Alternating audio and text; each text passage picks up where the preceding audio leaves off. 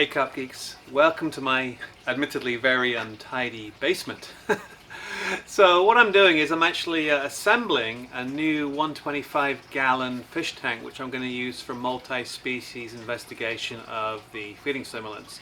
So yeah, we'll put some carp in there, maybe also some catfish, alright?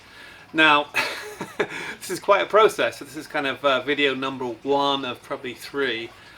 Which shows you the basic tank before I set it up. So if you're interested in setting up a study tank yourself, this will be of some use. Okay, so I'll show some video clips and an insert up here as I kind of walk around with the camera, but real quick. The tank itself, as I mentioned, is 125 gallons, which means it's about 6 feet long, which is approximately twice the size of the ones I've been using with my academic research with my college students. Okay, so a much bigger tank requires more pumping, of course. So I'm actually going to over pump the tank significantly to get rid of amino acids. To do that, I'm using my Fluval FX4 canister filter, my first experience with canister filters. I'll show you in the next video how I set that thing up. But I will show you some quick insert footage. I'm actually soaking the biomedia, so you have to establish the biological kind of bacteria colonies on your porous media in your filter.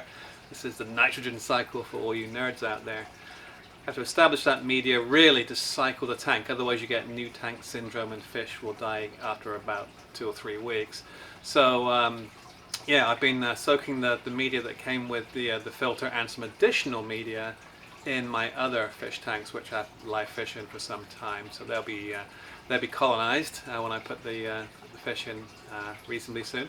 Also, right in front of me here, can't quite see it, it's kind of a heavy bucket full of washed gravel. So I got my gravel from a building supplier at I think it was like $4 per bag rather than $16 per bag at the aquarium store. The only difference is that the builder's yard stuff isn't rinsed, so give it a good rinse. There it is. Looks actually pretty good, so yeah, I'm going to go with that. Much more cost effective. Okay, and as you can probably see in the tank behind me, again, inserts, I'm using a very underrated but very effective filtering method, which is called the under gravel filter. So in the bottom of the tank I've got some kind of sieves essentially that sit on the bottom of the tank, and the gravel sits on top, and the power heads draw the water actually down through the under gravel filter, and the gravel itself acts as a media where the bacteria live and help establish the nitrogen cycle.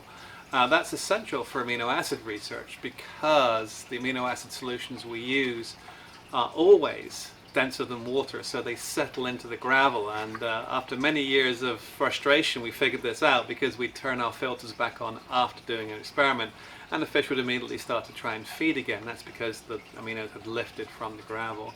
So, you know, my opinion after years of experiences, under gravel filters are a little bit out of fashion right now, but they are essential for this kind of research. Okay, so that's the setup. Stand by for part 2 when I actually fill the tank and set up the canister. See you next time.